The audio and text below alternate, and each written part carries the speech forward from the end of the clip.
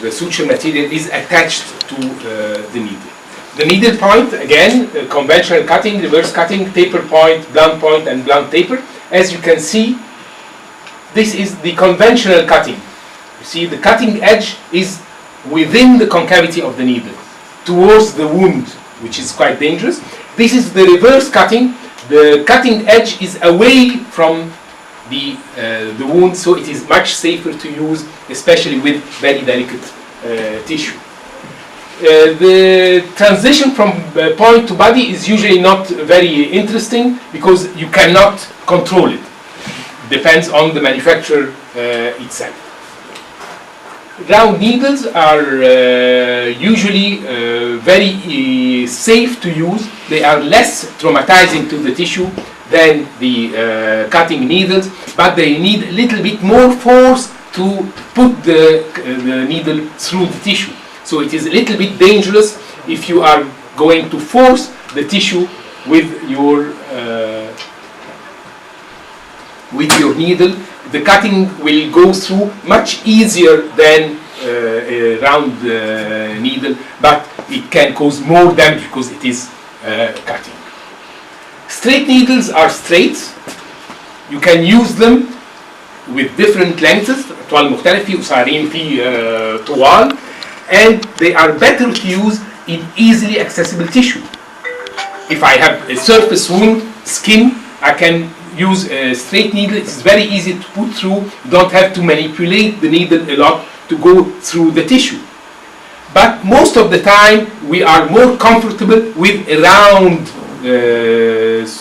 needle, so it can go with movement of our needle holder through the tissue and go from the other side.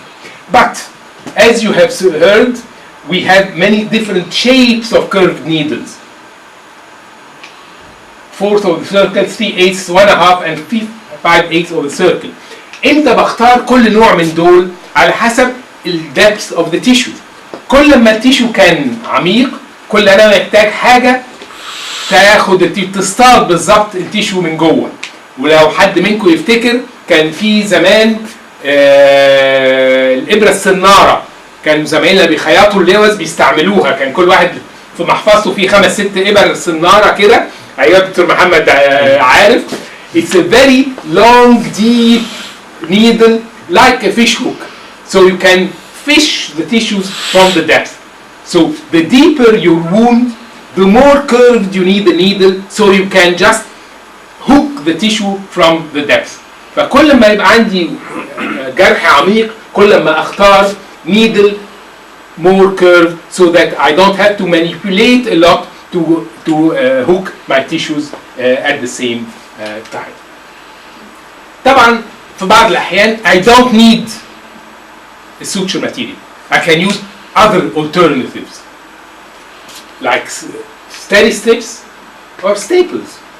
ممكن أدبس الجلد, and it takes just less than 2 minutes to staple a skin wound, but definitely it has some problems. Tissue adhesives are available nowadays to bond tissues together without any needle, or needleless or sutureless bonding of tissue, and this is very helpful in children and in facial wounds. جالكوا طفل صغير بيتمرجع في المدرسة، المرجحة خبطت في راسه جابت له wound في دماغه هنا. I have two alternatives. Either to put him to sleep and suture him, and we'll have a suture, a very bad, ugly scar, or I can use a tissue adhesive, especially in clean linear wounds. وهو actually ده أمير ألفا. It is cyanoacrylate زي الأمير ألفا بالظبط. And between us, some plastic surgeons do use cyanoacrylate commercially available, but there is a difference in the chemical structure. That the butyl and amyl cyanoacrylate are different in the exothermic reaction. إن خلوا بالكم الأمير ألفا وهو بينشف بيطلع حرارة. And the exothermic reaction of the commercial cyanoacrylate is a little bit high and it can damage the tissue. فالأمير ألفا ظريف بجنيه الأمبول وتاخد لك 2000 جنيه عشان تخيط الجرح تجميل, but it is not very effective because it can lead to tissue damage by heat. It is not toxic, it is not absorbed, but it can lead to more tissue damage. But the medical grade cyanoacrylate is slower bonding and the exothermic reaction is much lower, so the damage to tissues is much lower. فايه ما نتشجعش نستعمل امير الفا ونقول بدر قال لنا كده. No, we use medical grade cyanoacrylate, not plastic grade cyanoacrylate, and there is a difference between both. It is a very good alternative in clean wounds which are not subject to tension. And خلوا بالكم, it has a very short half-life. So we have to support the wound and put sterile strips on top to support the wound and keep it in a position. But it is a very rapid, easy alternative, especially for young kids with surface wounds. We have a deeper surgical sealant. It is again cyanoacrylate, which can be used to seal tissues within the body and to secure hemostasis. It is cyanoacrylate as well, medical grade cyanoacrylate, with a long dispenser, and it's like a syringe بتكسرها بالapplicator, and you apply it to secure deep hemostasis and to secure tissues within the depth of the tissues. And actually I used it in tracheal anastomosis. It's very, very effective and long lasting as well. But it is a little bit much more expensive than sutures as well. Sterile strips, we are all familiar with sterile strips. We usually use them to approximate the wound and to relieve tension of the wound, even with suture, especially in plastic surgery sutures when we don't need suture marks. I can support the wound with the sterile strip, and you should know how to apply sterile strips. It is not just يلا عم فتحي لزق لنا شوية plaster. No, they have a way. You have to apply a tissue adhesive. من الحاجات اللي كتير قوي بنستعملها سوا الجو tincture Bensco, because it gives an adhesive film.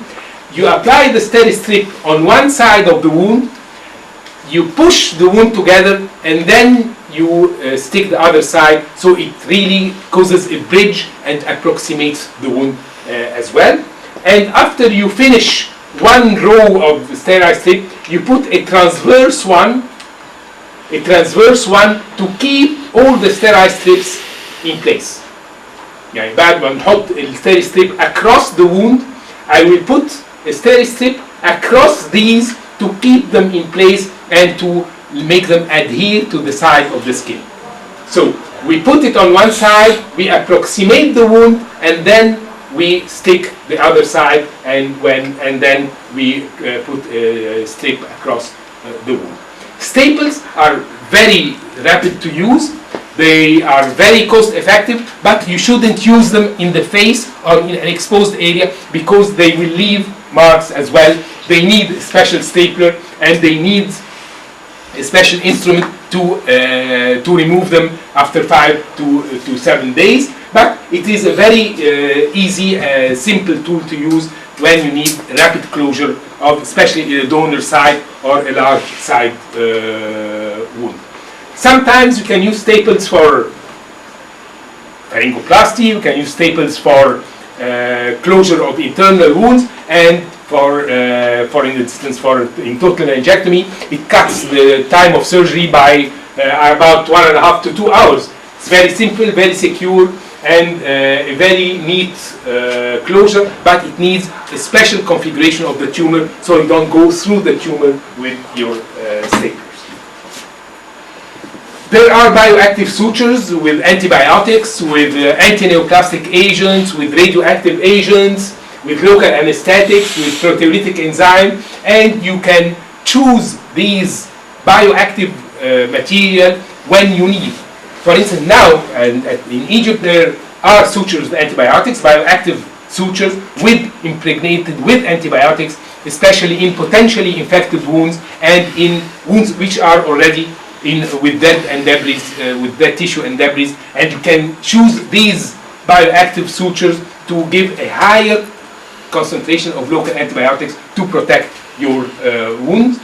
BioSeal is the new genetically engineered tissue like a spider web.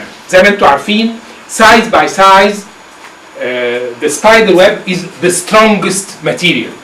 يعني خيط العنكبوت ده بنفس الحجم اقوى من اقوى ماتيريال موجود، او مشكلته انه رفيع جدا و very volatile. So they did produce a genetically engineered bioweb or spider web material which is very very strong. So far it's very expensive, it's not available, but very soon it should be available. How are we going to choose our suture? Depending on the tissue characteristic. Is it slow healing, it needs support for a long time, or it is a rapidly healing surface like a mucosa which doesn't need a lot of support. The size of the tissue, we should use the finest suture for the purpose. ما اجيش اخيط facial artery بخيط 3 0 خيطه ب 4 0 5 0 6 0. ما اجيش اخيط facial nerve بحرير 0. خيط بحاجه proportional to the tissue I want so as not to increase tissue damage. And at the same time I will not suture a tonsillar bed with 8-0 rapid victory. So I should choose my material depending on the site and on the size of the vessel. Cosmetic effect definitely is very important in our work. We always work in the neck and in the face. So we are always exposed, so we have to have a good cosmetic effect. And if there is a potential for infection, we have to choose a longer lasting material عشان infection ما تاكلش الماتيريال بتاعتي. How am I going to do this? We have to have the proper instruments. A needle holder, dissecting forceps, skin hooks, and scissors. And the surgeon طبعا. And by surgeon I mean the surgeon. بمعنى ايه؟ Somebody who knows what he or she are doing.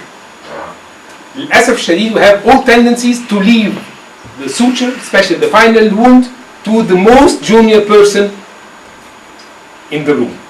ممكن في الآخر يبقى حماتته لأهل الدمرداش. But we should have I mean it's a little bit too much.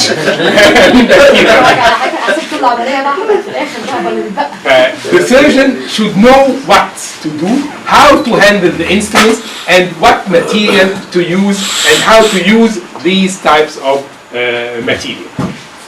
He should be comfortable. فعلا ما ينفعش ان انا ابتدي اعمل توتال لارينجوفارينجكتومي واجي في اخر العمليه اخيط الوند. انا عاوز اخلص لازم حد فريش يخيط الوند to be properly handled. The elbows should be braced and supported. ما ينفعش ان انا اشتغل كده اهو. ليه؟ Because this is fine surgery. Even if I'm suturing an abdominal wound, it is fine surgery. I should be comfortable and all my movement should be here. ما ينفعش ان انا اعمل suture كده. احنا مش بنلعب سكواش. لا, we are suturing material. So all my movement is in my hands and my wrists. عشان كده I should be comfortable, resting, شايف كويس, النور بتاعي كويس جدا, and all my movement is in my hands. These are fine movements, not gross movements. How to hold the needle. دي نقطة مهمة جدا. If you don't hold the needle properly, you will not be able to use the needle properties and you are going to break your needle. كتير جدا مننا اروح واخد الابره واخيط بيها تلاقي الابره اتعوجت. اطلعها بموسكيتو افردها تروح مقطومه. ارميها 50 جنيه، هاتيلي واحده ثانيه. اللي بعديها اللي بعديها اللي بعديها. No, we have to know where and how to use the needle. First of all, you have to handle the needle properly عشان ما تبوظش التيب بتاعها. Once the tip is damaged, the needle is to be thrown away because it will damage the tissues and it will not do its work. You have to straighten non-absorbable sutures زي ما اتفقنا and wet them and arm the needle properly. We grasp the needle either in the middle or 1/3 from its distance between the thread and the point. لازم امسك النيدل بحيث ان انا اتحكم فيها كويس، ما يبقاش في leverage on the needle tip. لو مسكت النيدل ورا قوي كده اهو، اول ما ادخلها في تيشو هتروح متنيه مني because I don't control it properly. يعني لو امسك ده من بعيد كده I cannot control it. When I hold it close to its tip I can control it. طبعا ما اقدرش امسكها عند التيب عشان ما اكسرهاش، ويبقى عندي مجال ان انا ادخل نيدل. So 1/2 to 1/3 this distance is the proper distance to hold the needle so I can control it properly and I don't break it. Sutures بقى اخر حاجه هنتكلم فيها how to suture. زي ما انتم عارفين we have many different types of suture. Simple sutures, either interrupted or running sutures. Simple interrupted suture is the easiest suture we can use. It is easy to place with very great tensile strength because I control the tissue and the depth of the tissue I am going to use this suture in it. First of all, you have to have a clean opposed wound. لازم الwound بتاعي يبقى نظيف where two edges of the skin should be at the same depth. First step I have to invert this first edge. وعشان كده plastic surgery ما بيستعملوش forceps the pickups بتوعنا. When you are going to suture the material, you should ideally use a skin hook and invert the edge of the skin with the skin hook and introduce your needle at right angles to this surface. Go through the tissue, take an equal bite on the other side and go out at the same point. Eversion فأقدر آخد السوتشر بتاعي at right angles. Go at the same depth ولازم يبقوا الاثنين at the same depth and go at the same distance on the opposite side and take the needle out. The advantage of a curved needle is what? It guides your movement. يعني باخد الإبرة هي اللي بتمشيني، يعني بعمل إيدي كده أهو مش بزق. You shouldn't push with a round needle. You just gently follow the curve of the needle. This means the curved needles. That you follow the curve of the needle, it will do all the job by itself.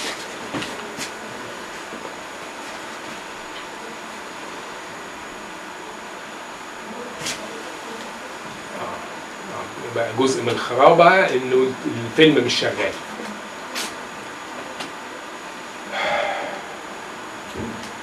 A simple running suture is like a simple suture, but you don't knot between each suture and the other.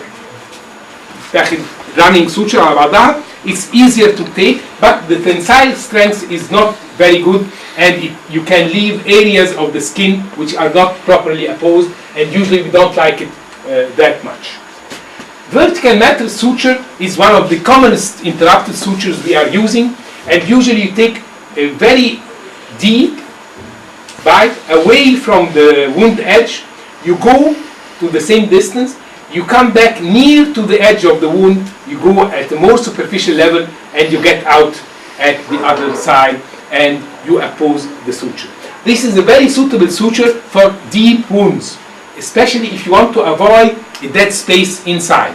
So you take this metal suture, it takes the depth, so there is no dead space, no chance of infection or hematoma formation, and you go out, you oppose the skin as if this is a normal simple suture. But the main disadvantage that it leads to scarring. And if you pull too much on the skin, you can devitalize the skin and leave it open. واضح ان الفلاشة بتاعت الدكتورة سعاد بوظت الدنيا خالص. كل دي افلام المفروض مش مشكلة. A tip stitch, this is a plastic surgery thing. When you have a tip, you can take a simple suture, go through the tip under the skin and get out on the other side. You don't take skin, skin, skin, skin. No, take skin, subcutaneous tissue, skin. So you have this V which is opposed without any sutures in this tip. The important thing is to avoid tension, because if you have tension on a wound, it will lead to breakdown and will not give time to the wound or to the tissues to heal. So you have to avoid tension, either by a deep suture or by surface steri-strips. You oppose the wounds, والمفروض لما تيجوا تخيطوا الجرح تسيبوا الجرح من غير حاجة. The edges should be opposed. If the edges are not close to each other, there is something wrong. You have to relieve the tension, either by flaps or by deep suture, so that the edges are close to each other.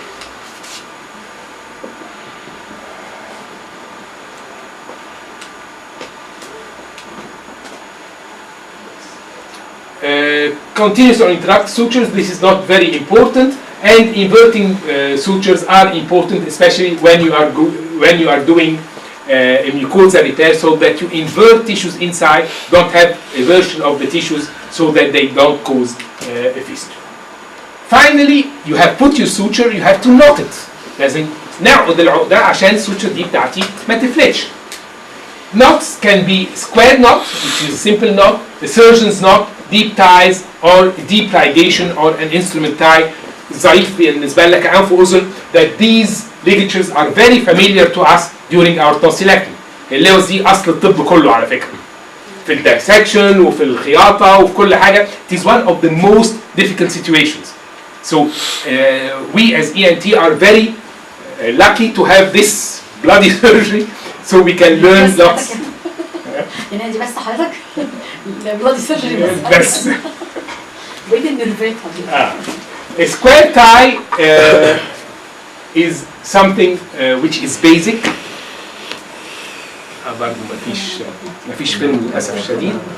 نبقى نشوفهم مع بعض واحنا في الشغل. We are going to be trained. The point is that both ends of the suture material should be facing different directions. ببساطة شديدة جدا. ما خدت السوتشر ولفتها الناحية الثانية هتلف على الفيرست ستراند دي and it should naturally go to the opposite direction. وعلشان كده once you put your suture material in, you have two ends. Usually this is the wrong direction. For having a proper square knot, you do like this. هتلاقوا السوتشر النوت جت in the normal direction. لما تخيطوا خلوا بالكم خدوا واعملوا النوت قبل ما تعقد النوت هتلاقي ان direction of the strands is not normal. When you put your hands across, you will find that this is the normal direction, so you reverse your hands and you tighten your knot. دي نقطة مهمة جدا. يعني خدت الغرزة عملت العقدة ما شدش كده، لا شد كده. هتلاقوا ان direction of the knot is normal and this is the square knot. العقدة المظبوطة المربعة which will be very tight. And usually take 1, 2 or 3 throws depending on the type of material you are using. Surgeon's knot should always be the first knot you do. And this is a double throw. يعني بعمل واحدة والثانية قبل ما اعقد العقدة بتاعتي. يعني احنا السيمبل نوت بناخد واحدة ونعقدها. السيرجنز نوت بناخد واحد واثنين وبعدين نعقدها. طبعا ليجتشر اراوند ذا كلامب والحاجات دي كلنا متعودين فعلا مش محتاجين فيها مشكلة.